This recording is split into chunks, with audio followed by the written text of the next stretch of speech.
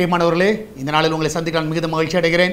விசேஷமாக நாளை தினத்தில் நடக்கிறதான உபவாச ஜெபத்திற்கு உங்கள் யாவரும் அன்புடன் அழைக்கிறேன்.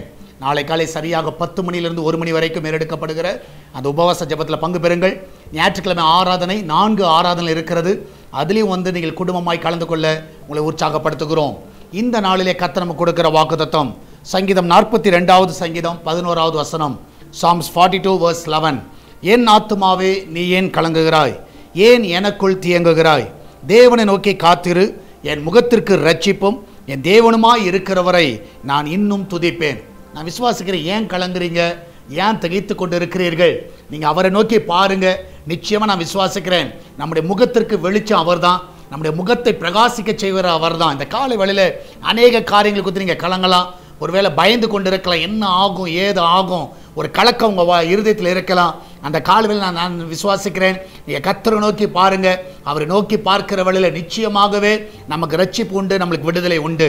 கர்த்தர் எல்லாவற்றிலிருந்து உங்களை விடுதலை ஆக்குவார். நம்ம எல்லாம் ஜெபிக்கலாமா? நன்றி ஆண்டவரே.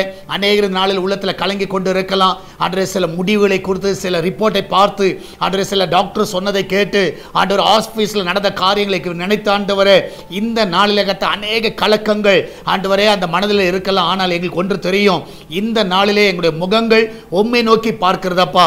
இந்த நாளிலே உம்முடைய முகத்தை நோக்கி பார்க்கிற வழியிலே எங்களுக்கு ஒரு பெரிய ரட்சிப்பு உண்டு என்பதை நாங்கள் அறிந்திருக்கிறோம். இந்த காலை வழியிலே எங்களுக்கு அந்த ரட்சிப்பை கட்டளையிடுவீராக. இந்த நாளிலே தேவனுடைய கரம் ஆண்டவரே பலப்படுத்தணுமா ஜெபிக்கிறேனப்பா. நீரே காத்துக்கொள்ளுங்க, வழி நடத்துங்க, ஆசீர்வதிங்க. எல்லாவற்றுக்கும் மேலாக வேலைக்கு போகிற பிள்ளைகள், வீட்டில் இருக்கிற பிள்ளைகள், படிக்கிற பிள்ளைகள் எல்லாரையும் காத்துக்கொள்ளுங்கப்பா. எல்லாருக்கும் தேவையான கிருபையை கொடுத்து வழி நடத்துங்க. வெளிநாட்டில் இருக்கிற பிள்ளைகளை சுகமாய் தங்க பண்ணுங்கப்பா. ஆண்டவர் விசேஷமாய் அந்த கிச்சன் பகுதியை ஆசீர்வதிங்க. அதில் வேலை செய்கிற ஒவ்வொரு நல்ல பாதுகாப்பை கட்டளையிடுங்க. அப்பத்துக்கும் தண்ணீருக்கும் எண்ணெய்க்கும் மாவுக்கும் அரிசிக்கும் ஒரு குறைவு இருக்கக்கூடாது. எல்லாம் நிறைவா இந்த வீட்டில் இருக்க உதவி செய்யுங்கப்பா. நீரே கூட வழி நடத்துங்க, பாதுகாத்துக் கொள்ளுங்க.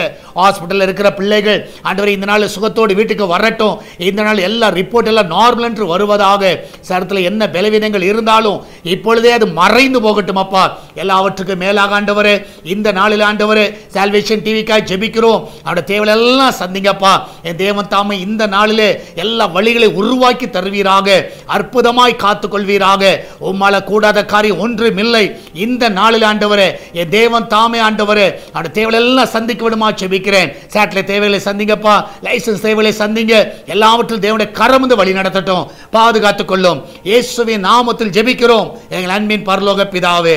ஆமென், ஆமென். பிரியமானவர்களே, கர்த்தர் உங்க கூட இருக்கிறார். தைரியமா இருங்க, எதை குறித்து கலங்காதீங்க. கர்த்தர் பெரிய காரியங்களை செய்வார். God bless you.